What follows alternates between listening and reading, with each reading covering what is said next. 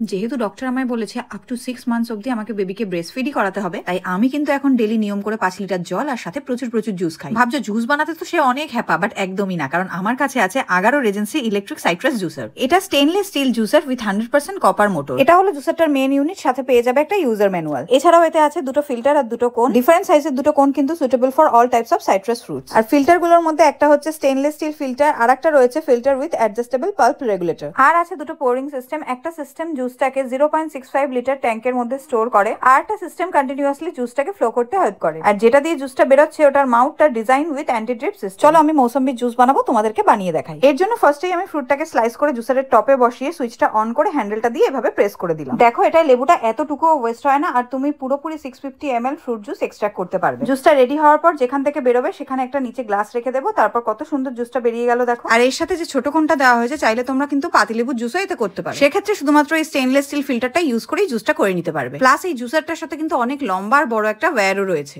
আর সব থেকে মেন বিষয়, এই জুসারটা কিন্তু fully removable juicer for easy cleaning. Plus এটার পার্টস গুলোও কিন্তু dishwasher safe and BPA free, সাথেই পেয়ে যাবে 1 ইয়ারের ওয়ারেন্টি। এখন থেকে তো আমি আমার বানানো জুস রোজই এনজয় করছি। আর তোমরা যদি প্রোডাক্টটা কিনতে চাও, প্রোডাক্টের লিংক আমি ডেসক্রিপশন বক্সে দিয়ে দিয়েছি।